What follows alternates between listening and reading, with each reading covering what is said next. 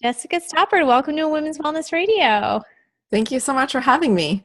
Yeah, I'm excited to get to know you, and I like this little niche topic we've got going on about food sensitivities and hormone imbalance. I like it.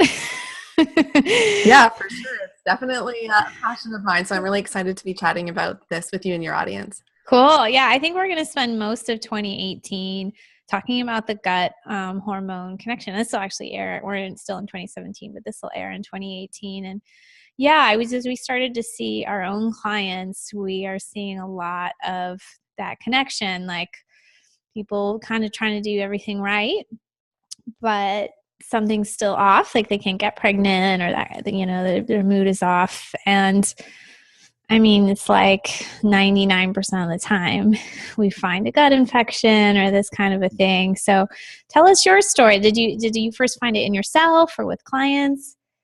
Yeah, so my story is without a diagnosis, which I do find kind of interesting because a lot of health coaches, their story starts with some kind of diagnosis that gets them on that path. So I had a different entry into the health and wellness world by getting a job at a local independent health food store while I was in high school. And I've been there on and off, and I'm still working there part-time. So it really shaped a lot of, as you're a teenager and forming all of your thoughts on the world. Mine were heavily influenced by health food store, which looking back is really a wonderful gift.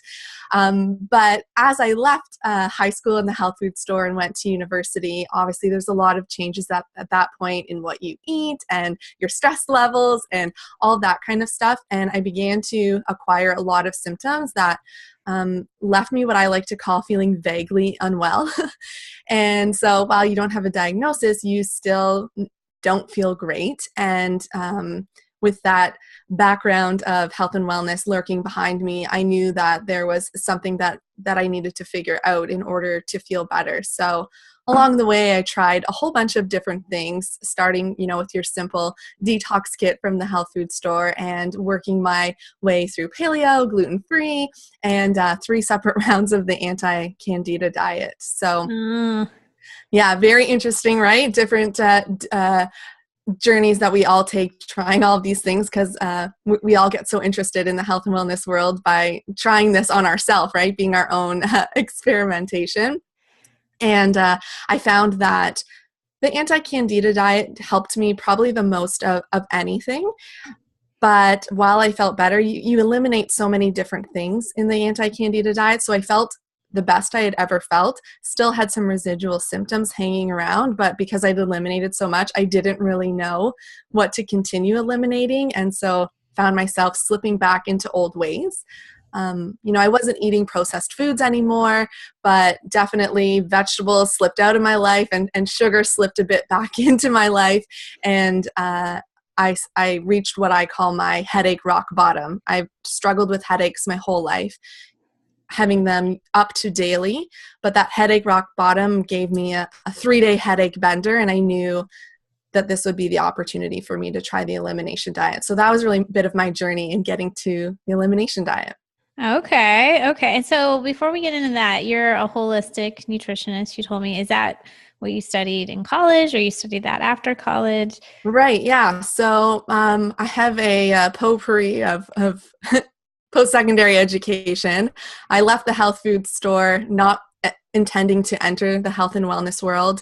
I have a chemical engineering degree. Oh, wow. And I realized once I graduated that that really wasn't in line with my values. And as much as you have an educational background, once you get older, you realize you obviously want to work with what, is with your passion and with your purpose and with your values. Sure. So from there, I went on to a college program of pharmaceutical and food science, really aiming to work in R&D with food companies.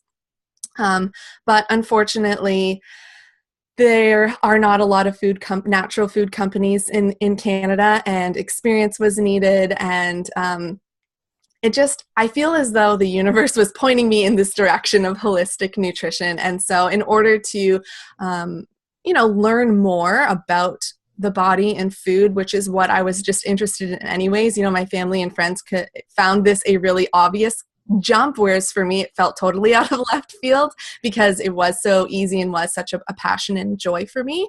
It also helped to give some credibility to what I was sharing, because I feel the bulk of my education actually came from the decade of experience that I have in the health and wellness store. Interesting. So you were like looking things up for like customers and like ordering the new supplements and stuff. Exactly. Yeah. So our store is a local independent store, and we have pretty educated clientele coming in, and we have a really passionate and giving staff. So what I've realized as, new employees come on from different health food stores, we're really giving almost consults with each interaction.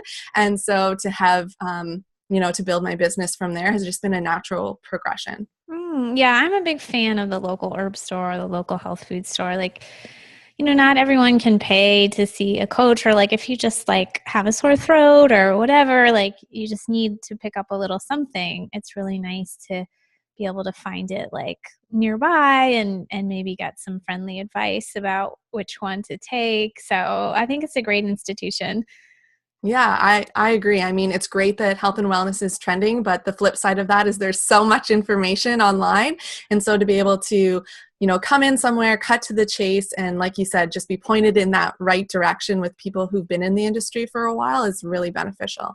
Yeah, I worked in an herb store for about a year when I was in Chinese medicine school, and it was great. I mean, I was probably the worst employee because I just was like reading, and I don't think I really understood. I wasn't a business person. I don't think I really understood. Like, I think I was just there sort of like for my own amusement to make some money. But it was a great experience. And yeah, again, I really think those little stores, I mean, I hope, I don't know how the rules are in Canada, but I hope that it stays accessible here to get herbs and to buy certain things over the counter, certainly. Yeah, at least as it stands right now, there are some things that could change, but we'll stay hopeful around that. Yeah.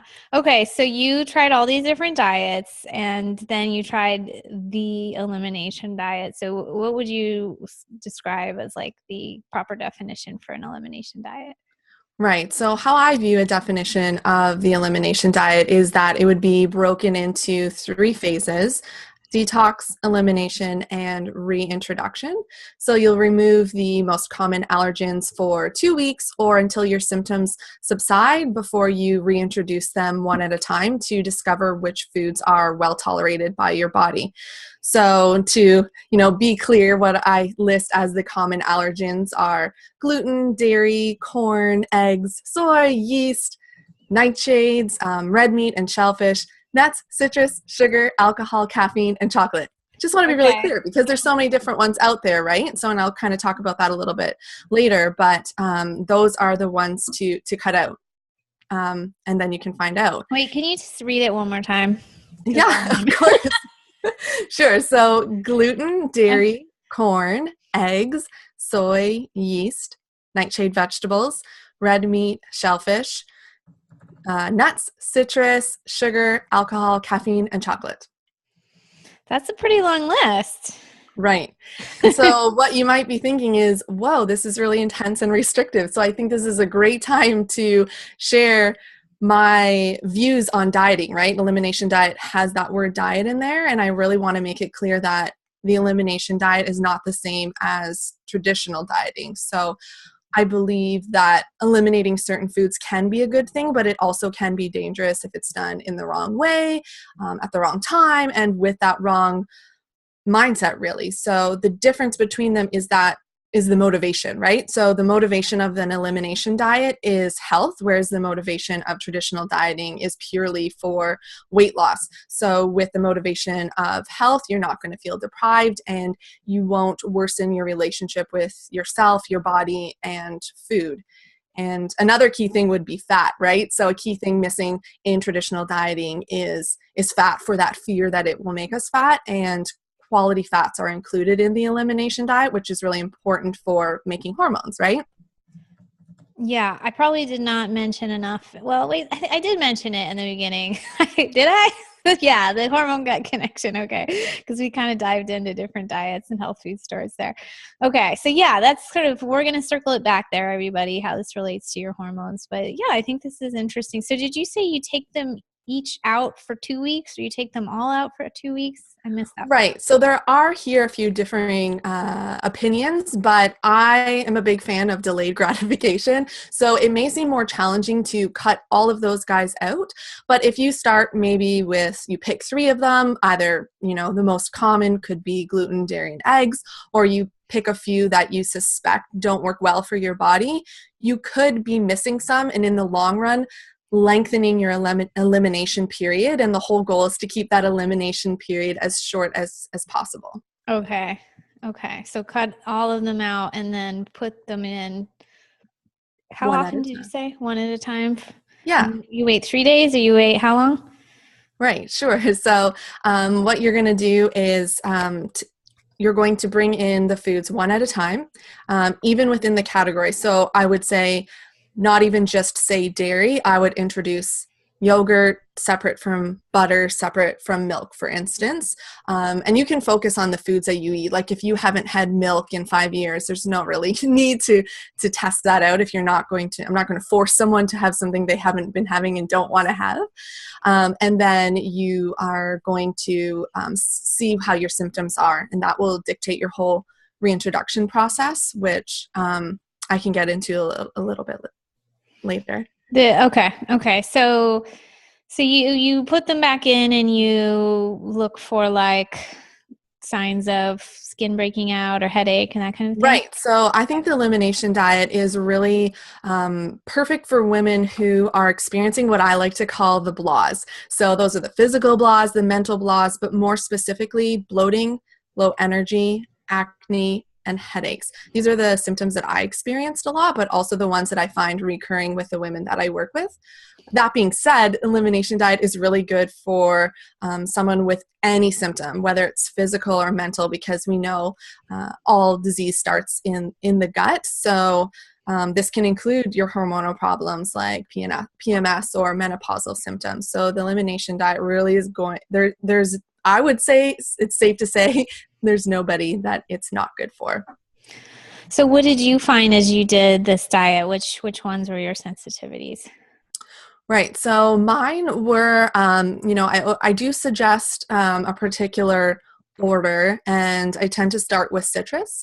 And so I started, again, there's a great example. So this would be, there's two thinking there. You could just test all citrus, but if you have a reaction, then you're going to have to go back and start over and separate them all out. So I think it's better to just do them 1 at a time from the get-go. So I tested lemons separate from limes, separate from oranges.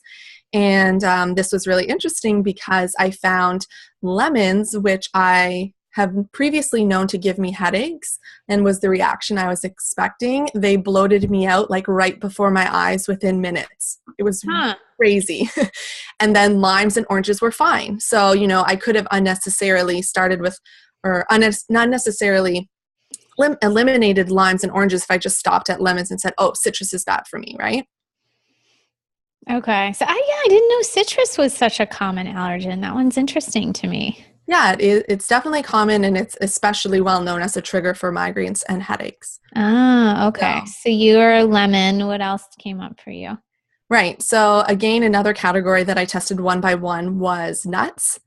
I basically didn't test so great for any of the nuts except for walnuts. So when you have a bad reaction, whether that could be something as severe as, you are running to the washroom, that's going to be maybe an extreme case, or like a migraine headache, or you might have mild nausea, or you notice that you are really irritable, or you're starting to have a little bit of anxiety, or your sleep pattern changes, or your skin could get a little redder, or you could have a full-blown breakout.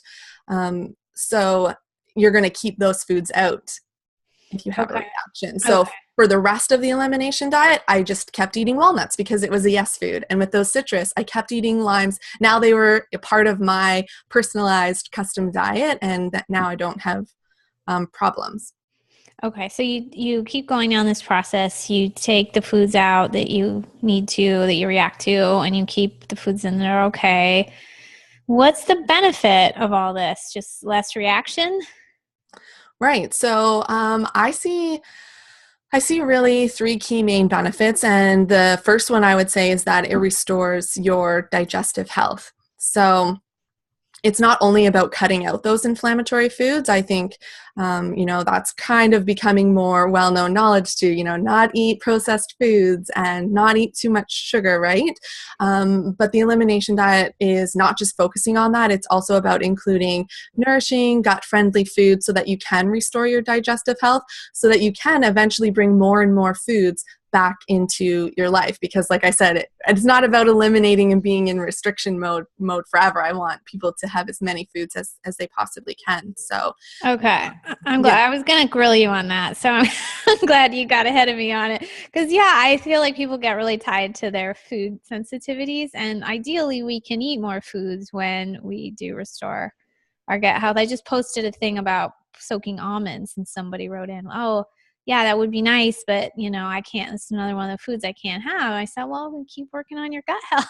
You can exactly. have Exactly. And a really interesting thing is that if your digestion is working perfect on paper, it's going to break foods down to that molecular level. And when foods are broken down to a molecular level, they're rendered inallergenic. So that's just confirming what you're saying, that we want to continue to restore our digestive health so that we can, include more and more foods. Sure, maybe we will do better if we choose organic versus non-organic, or sprouted and soaked versus not, right? It's just about continuing to play around and find out what works for your body. With obviously a focus on including those vegetables, right? That's what's so important. And I have a little secret for you. I'm a reformed picky eater. Okay. As a nutritionist, that's something that's a little bit scary to share, right? Because we're supposed to have these perfect diets and just only love vegetables. But the elimination diet was what truly made me a vegetable eater, because there is such a strong focus on including vegetables. And to tie it back to hormone health, there's a lot of cruciferous vegetables that can be included in an elimination diet. So we know those are rich in sulforaphane. That's going to improve our detoxification pathways, and they're rich in those indole-3 carbanols, which will help mitigate estrogen dominance. Okay. So I like this so far. And I want to just share a little bit about my experience. I've never 100% properly done an elimination diet, but I've done cleanses, and then I'll try to wait the days and do one by one, but I don't quite. But even imperfectly like that, I found out I was egg sensitive, which was confirmed later on an allergy test. A couple others, I don't know if you do any testing now or not, but I did have a food sensitivity test for, and two things that came up for me were chocolate and tea, which are both on this list really. And they're both IBS triggers, I think we could say. So those were really hard ones. Those were my loves, my food loves. So I took them out. Sure. Yeah, but they are, and I don't think people think chocolate could do anything bad, but I don't know, it's hard to break down, or it's the stimulants in it or what. But I was just going to share that recently, I think it depends, how your gut health can ebb and flow over time too, right? So I think I've just been in a really digestive funk that came on, I really don't know where, but I became so acutely sensitive now to tea and chocolate. I'll have serious stomach cramps now if I have those. So I was able to kind of put those back in, but now they have to be completely out again. So do you see that, that people can reintroduce, but then they're oh, maybe not? Yeah, I can, right? Because sometimes it's not just about whether a food is a yes or a no food. So an example for me was, speaking of sugar, people will do different things there. Technically, in an elimination diet, the sources of sugar are obviously fruit, but also medjool dates, coconut sugar, maple syrup, pure maple syrup, and raw honey. So I, having that background with candida, and I have a mean sweet tooth, I actually cut those out because I wanted to test them. So when I tested dates, I was fine with one date. And as soon as I did 2 dates, in one sitting, I had bloating and intestinal gas. So I thought that was really interesting because when you're kind of eating all the things, or even just eating healthfully, that is not very clear, right? And so that might be a small thing on its own, but if you add all of those things in there, right? You said you didn't test them all one at a time, but if over time you find all these little pieces, and so maybe you're eating the dates and you're eating the eggs and you're eating a few other things, then those combined can have an effect, or just too much of one thing can have an effect, as well as, like you said, there's seasons, right? We're dynamic beings, so we're going to be having different emotions and different food choices and all that kind of stuff, and that can play a role. But the more that we know about the foods that do and don't work for our body chemistry, we can keep them out and continue to restore digestive health. So I feel like it'll be likely that you'll be able to bring it back in because you know to temporarily eliminate it, right? Yeah. It's like time to double down, when you get symptoms. So I'm doing Saccharomyces boulardii and probiotics and marshmallow, and that's just sort of what I have to do right now. Whatever happens, happens.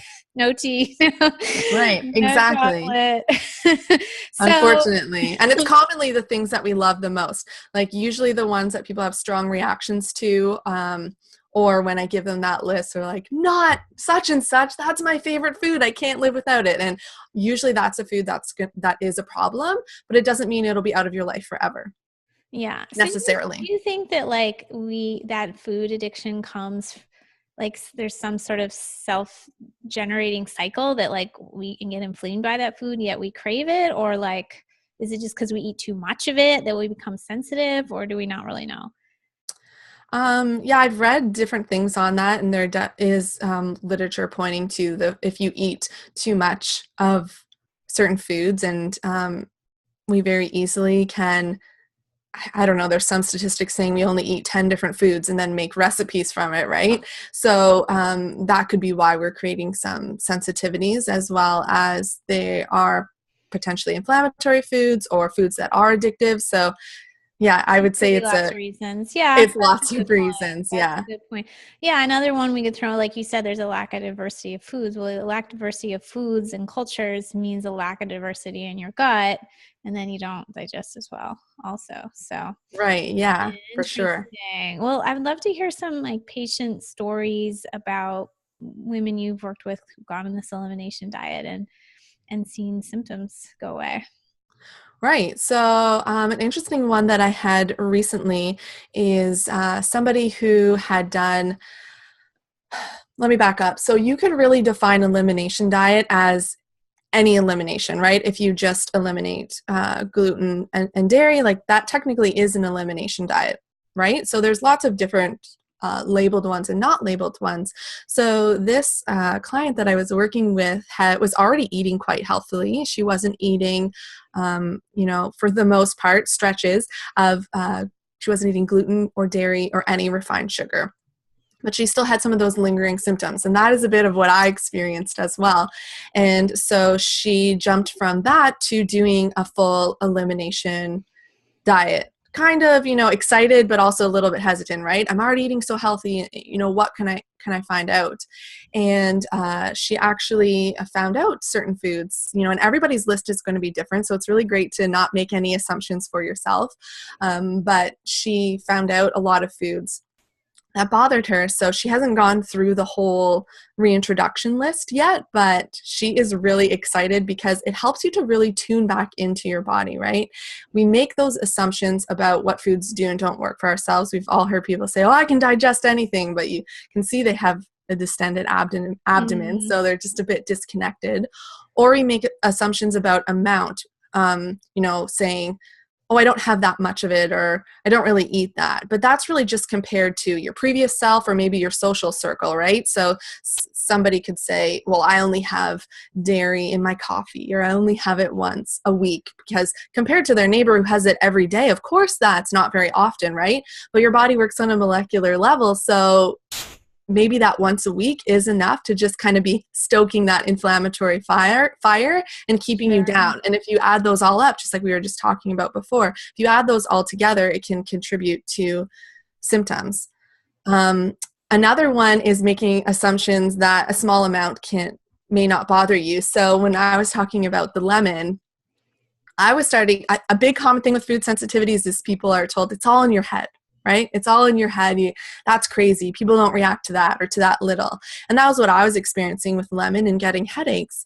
So it would be as far as having a teaspoon of omegas with lemon in it, and I would get a headache within minutes. And so then I started to wonder, am I creating this headache just because I've had a headache in the past? And you can get really down that wormhole, right? And so it was interesting to see how I did have a reaction with lemon to prove that. But certain people who were saying to me that it was in my head, they were having similar reactions. They might have one cracker that has some ingredients in there, whether it's wheat or soy, and are constipated for 3 days. And that's somebody who said they had no digestive problems, right? You begin to tune in and become really aware, not always so much when you pull them out, but when you bring them back in. So this woman who was already eating well, she did the diet and she found some triggers for herself? Yes, exactly. Okay. And so what symptoms was she having like before that went away? Right. So bloating, a big one. Obviously, that's traditionally digestive related, but she's had a chronic cough for years. And she wasn't sure if it had gone down or not because sometimes you can't tell for yourself, but she actually had a family member say, "What are you doing? You're not coughing anymore." Yeah, I remember one of my friends who's a podcaster was saying he'd always be clearing his throat. Right. And he didn't, know what it was from, and finally found out it was eggs. So the eggs are a big one. I think that because they seem like a healthy food, and they are in theory. We'd think that that's not it. But yeah, that's one I pretty strictly stay away from is egg. And every now and then maybe I'll have a bite of something or have it inside something else. But I'm pretty good. I mean, I guess the ones that we like the best, the ones that are the hardest to stay away from. Yeah, for sure. And yeah, I also had a pretty big reaction to eggs. It was almost comical because it was like someone had given me a sedative. I was literally melting into the couch after having eggs. Oh yeah. Yeah. I think that's another reaction that people don't attribute to.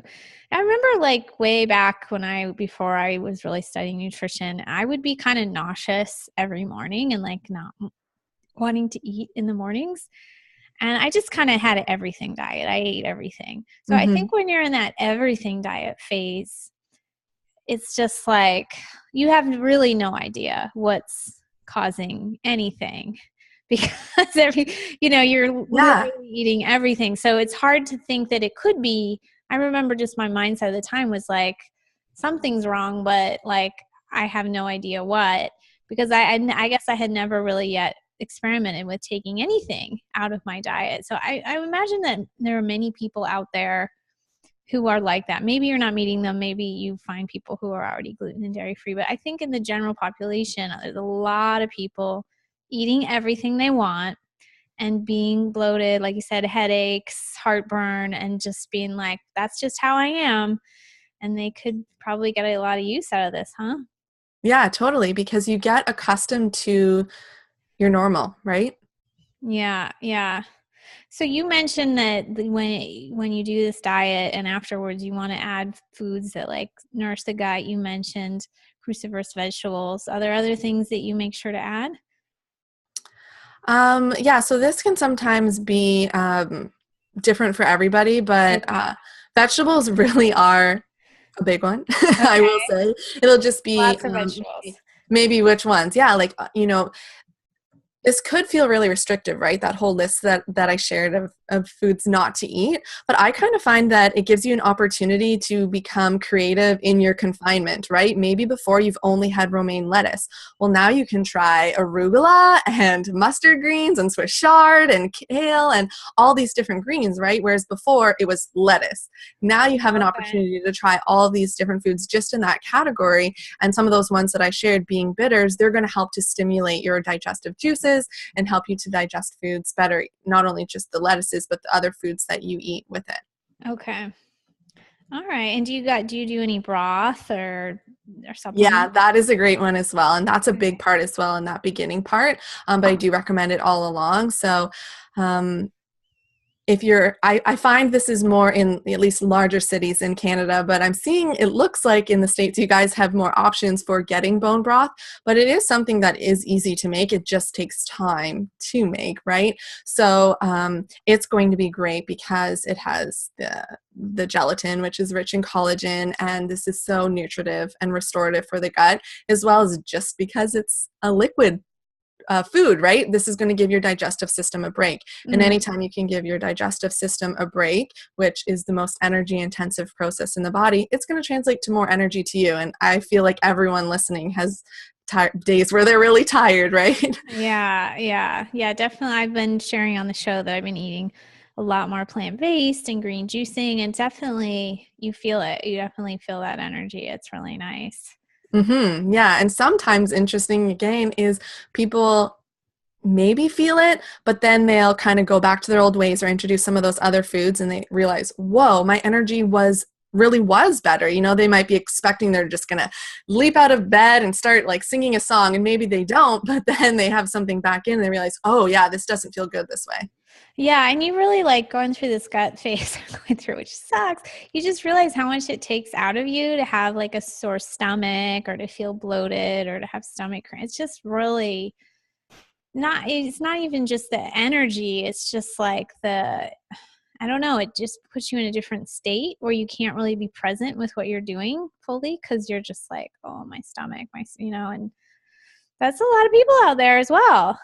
Yeah, that is a lot. That discomfort and pain, you know, whether it comes from your gut or elsewhere in your body, it can kind of change your personality, right? Because if you're irritable and uncomfortable, like you aren't able to show up as yourself because that discomfort or pain is running the show.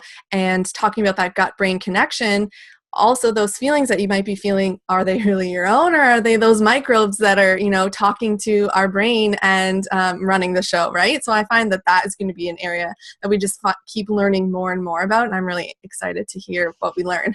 Yeah, I mean, I think in a general sense, we just kind of feel like less capable when we're physically, handicapped, So yeah, I definitely agree. So you're a holistic nutritionist. Is your approach like completely diet based, or are there other aspects to it? Well, definitely food is the biggest piece. And I find that I've just really been focusing on the elimination diet because I do see it as a solution for everybody, because you find out those answers and it's so empowering to know what does and doesn't work for your body chemistry. That being said, it is, especially with my private coaching clients, I don't think some of them are ready for the emotional part.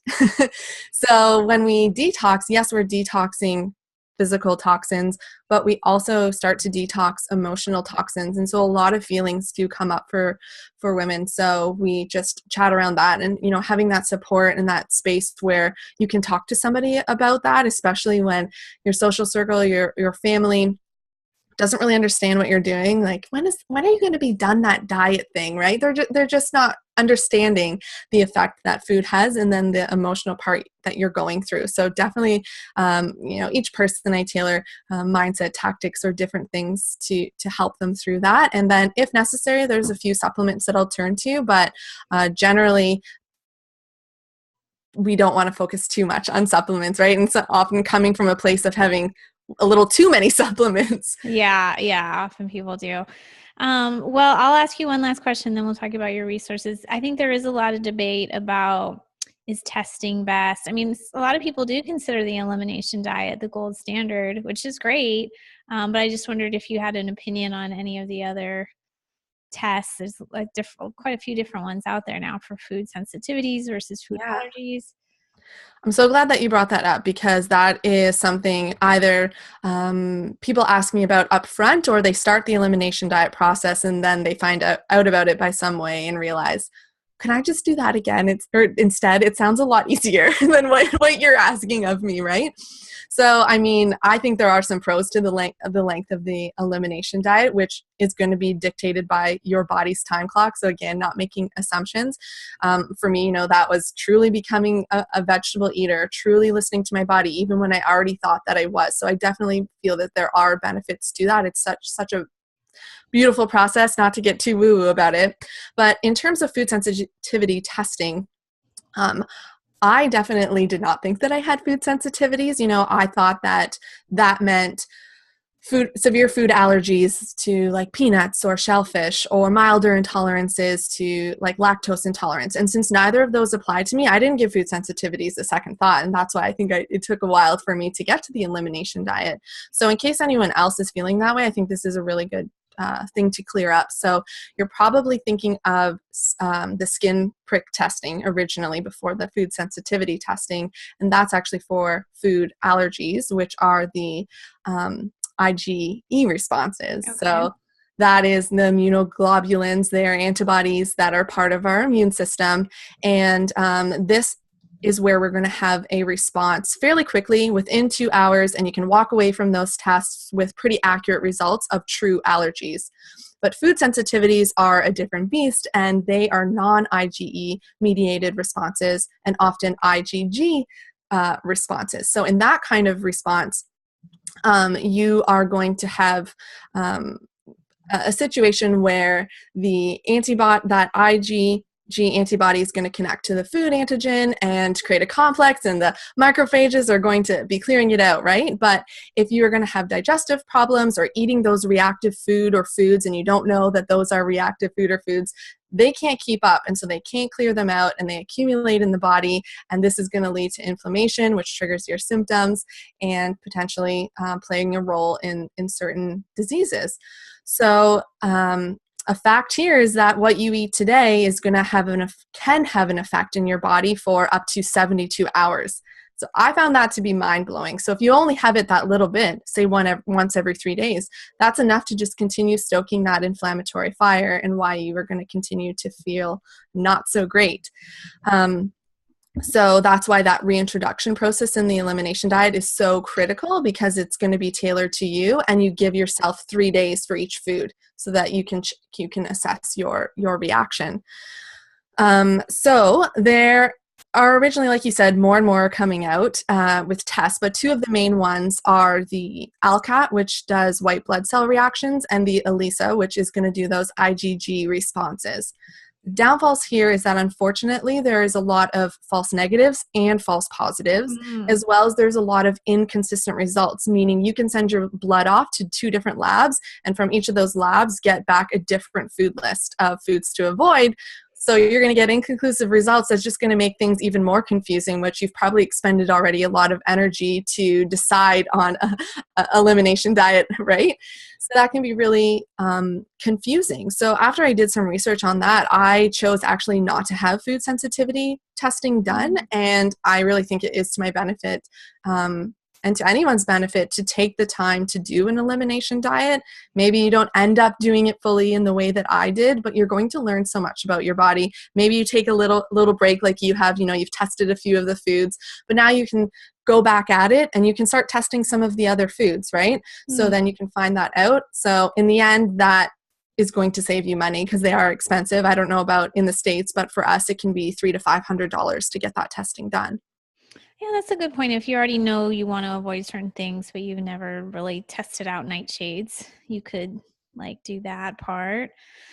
It's really interesting. I like how you said, it's a process, and there's some value in going through that and learning about your body. And like you said, eating healthy things while you're on it. I get that, because I see sometimes with our clients when we run a test, they're excited to run a test because we all like to find out about ourselves. But then when the results come back, sometimes they're not motivated to do what it takes to change what's on the results. And I wonder if it's because there's sort of a disconnect between their own experience and what they're seeing on a lab result in some way. Yeah, it might be. They may not have the belief because they'll see a food that doesn't work well for them and they think, I have that all the time and I'm fine. But obviously they're coming to see you because they have symptoms that they want to get rid of. And so even if you get that list back from testing, then what?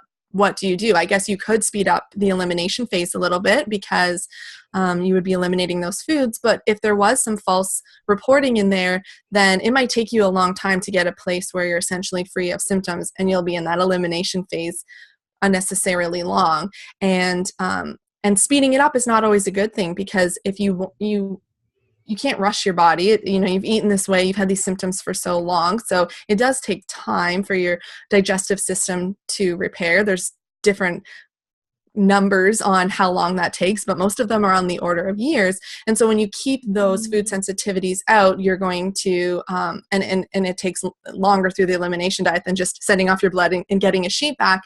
You are going to get that digestive healing while also learning about your body, while also learning about the foods that you like. And I don't know, I just think it's a much better option, because there's just so many positives to it. Yeah. I will say, for the record, when I see people get their food tests, they do avoid the foods. It's more like some other tests that they get back that they don't want to do. And maybe it was more when I was a new practitioner. So maybe it was like a little bit of lack of like education or investment, so it's just interesting. But I think when you sign up to do an elimination diet or detox, it's like, that's a commitment of your time and energy. So you're already committing to your health, even in the experimental phase, which is really great. Right.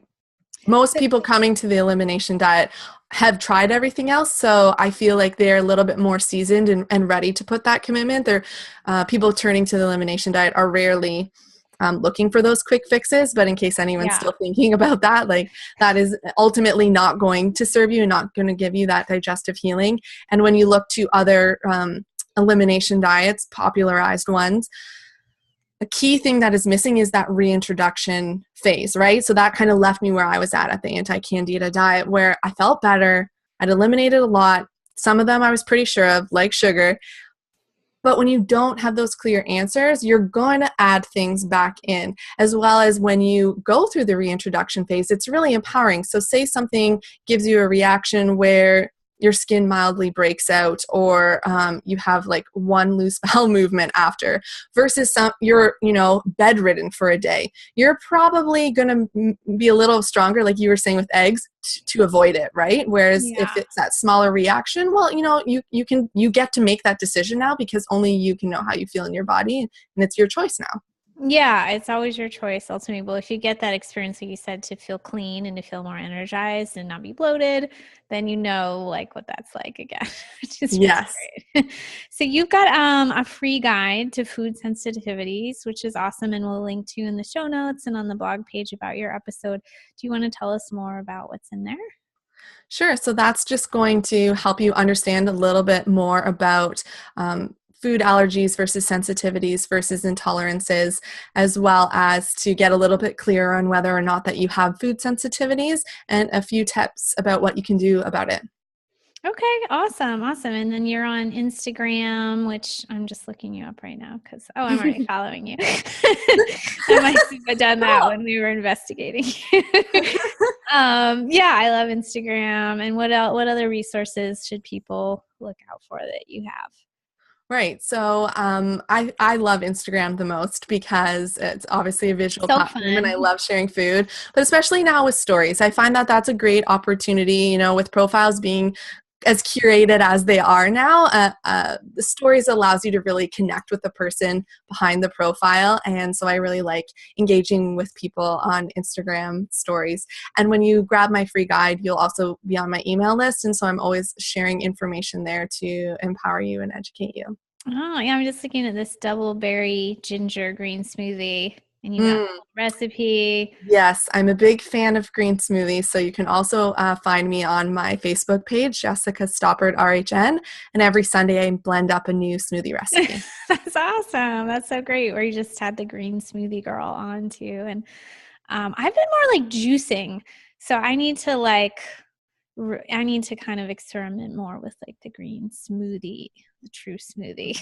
Yeah, for sure. There's a time and a place for juicing, because it's going to be even gentler on your digestive system than a smoothie. But you can have smoothies a lot more long term, and that's a big way that I got through the elimination diet, in getting lots of fruit and veggies, especially those veggies, and not having to come up with extravagant recipes or spending a lot of time in the kitchen, right? So we want to keep things simple, and smoothies are a great way to do that.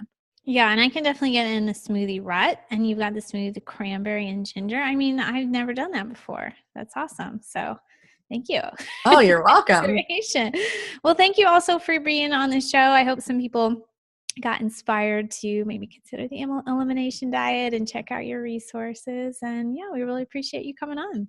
Oh, thank you so much for having me. This was a lot of fun to chat about some of my favorite things.